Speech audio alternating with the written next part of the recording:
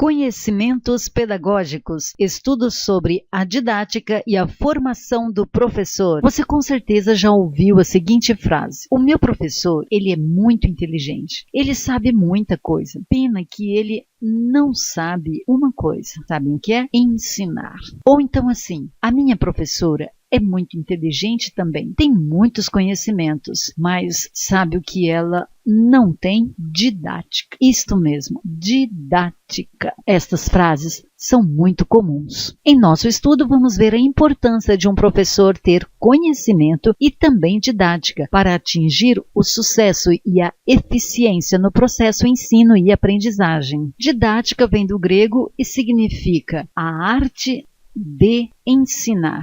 Por isso que algumas instituições, quando vão selecionar seus professores, além da prova escrita para avaliar os conhecimentos, e esta avaliação pode ser objetiva ou dissertativa, as instituições fazem também uma prova prática para avaliar se realmente o professor tem esse dom para o ensino. 3 aspectos são importantes na formação do professor: a formação teórico-científica, a formação didática e a formação prática. Podemos dizer também que a formação do professor abrange 2 dimensões: a dimensão teórico-científica e a dimensão chamada dimensão técnico-prática.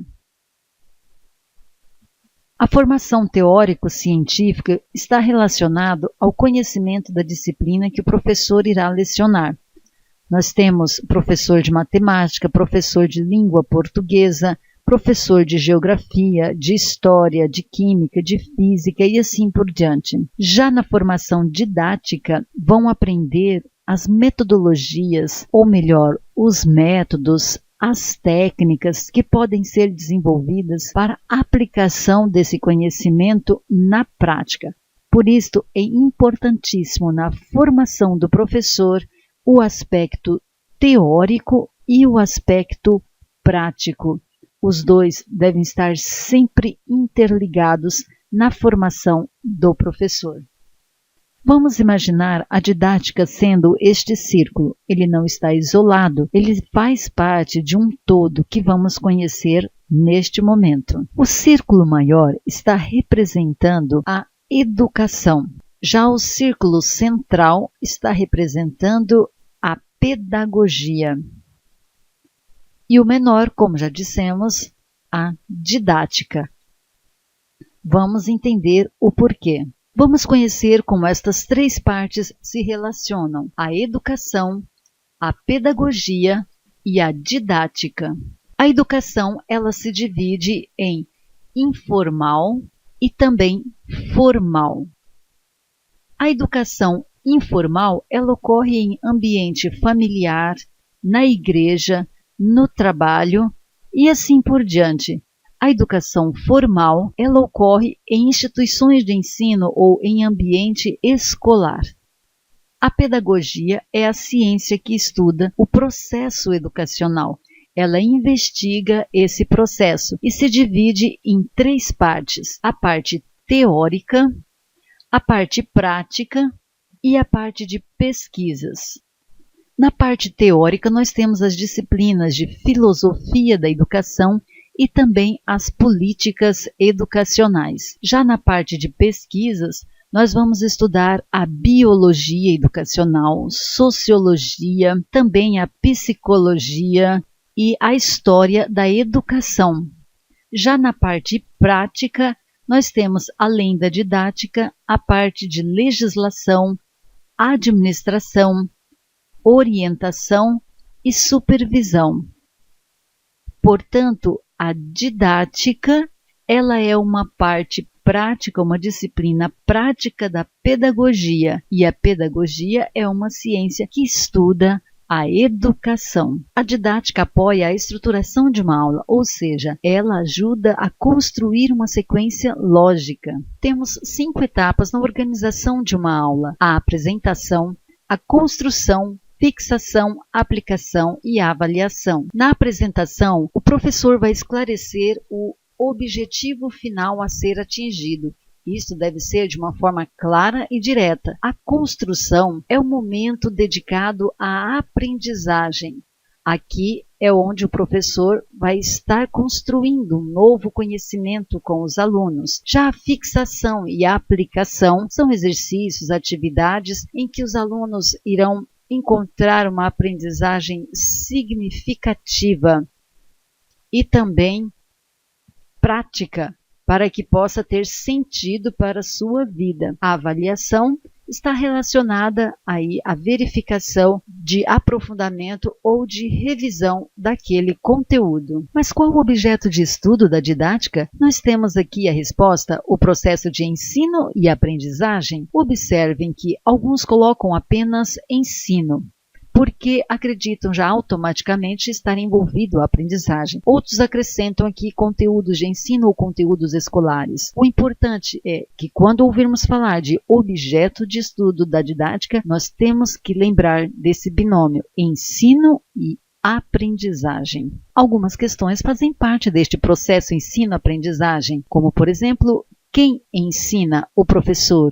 A quem se ensina? O aluno. Lembrando que na relação professor-aluno, o aluno também ensina e o professor também aprende. Outra questão é por que se ensina? Quais os objetivos que queremos atingir? Quais os conteúdos que devem ser trabalhados para se atingir os objetivos? E de que forma vamos estruturar e trabalhar este conteúdo para atingir o sucesso? Em que sociedade, em que ambiente, em que cultura ele se dará? Vamos recordar.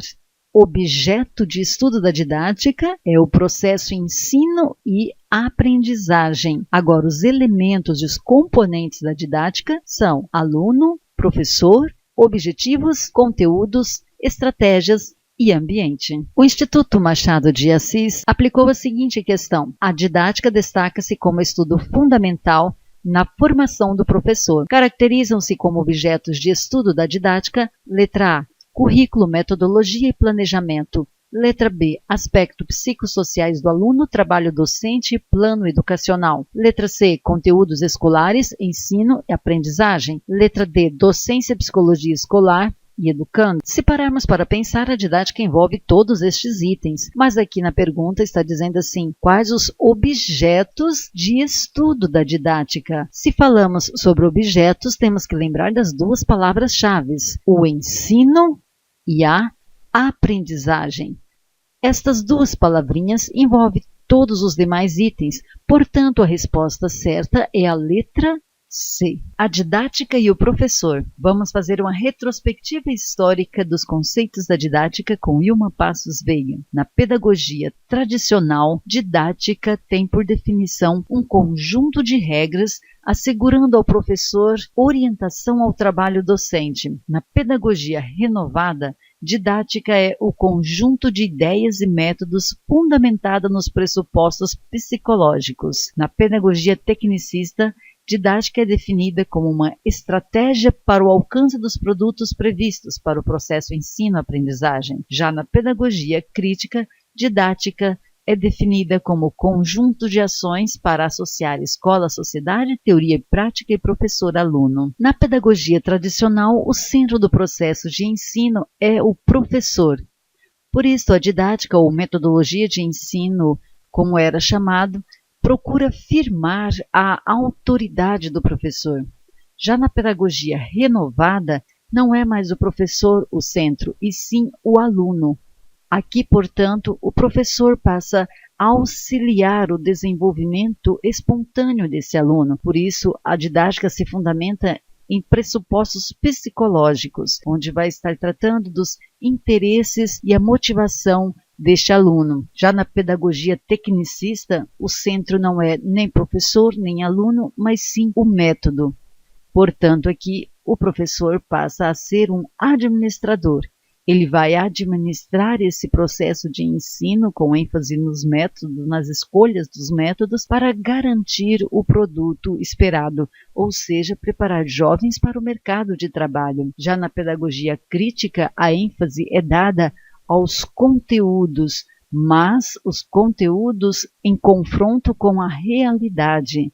Na verdade, aqui o professor será o mediador para que esse conteúdo seja vivo e indissociável da realidade. Vamos analisar esta questão aplicada pelo Instituto Machado de Assis. A didática é uma disciplina normativa, um conjunto de princípios e regras que regulam o ensino. A atividade de ensinar é centrada no professor que expõe e interpreta a matéria. Às vezes são utilizados meios como apresentação de objetos, ilustrações, exemplos, mas o meio principal é a palavra, a exposição oral. Supõe-se que, ouvindo e fazendo exercícios repetitivos, os alunos gravam a matéria para depois reproduzi-la, seja através das interrogações do professor, seja através de provas. Para isso é importante que o aluno preste atenção, porque ouvindo facilita-se o registro do que se transmite na memória. A que tendência pedagógica o texto acima se refere? Letra A, libertária. Letra B, tradicional. Letra C, renovada. Letra D, tecnicista. Nós temos algumas palavras-chave neste conceito que já nos direciona à resposta certa, onde diz que a atividade de ensinar é centrada em quem? No professor, que a matéria é através de exposição oral, ênfase na repetição. Todas essas palavras são palavras-chave que nos levam à letra B, tendência tradicional, porque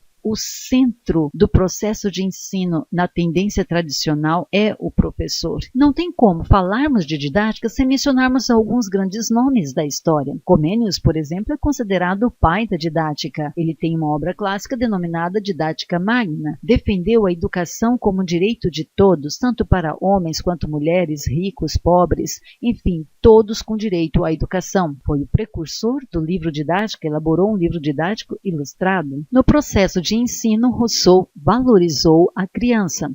Defendeu um ensino baseado nas necessidades e interesses imediatos da criança. Não chegou a escrever teoria, mas sua ideia repercutiu grandemente na didática. Pestalozzi proclamou a importância dos sentidos, pois ele acreditava e enfatizava na observação, análise dos objetos e capacidade da linguagem, pois os sentidos favoreciam a observação e análise e a interpretação através da linguagem mantinha a mente ativa. Por isto, ele defendeu grandemente partir do concreto para o abstrato e do particular para o geral. Everett elaborou 4 passos didáticos: a clareza, que seria a preparação e apresentação da matéria; a associação, faz a ligação entre ideias antigas e ideias novas; e a sistematização, que seria a generalização ou a sistematização dos conhecimentos; e o método, ligado à fixação e aplicação dos conhecimentos. Dewey enfatiza a experiência. A atividade escolar deve centrar-se em situações de experiência onde são ativadas as potencialidades naturais da criança, ou seja, para ele é inseparável vida,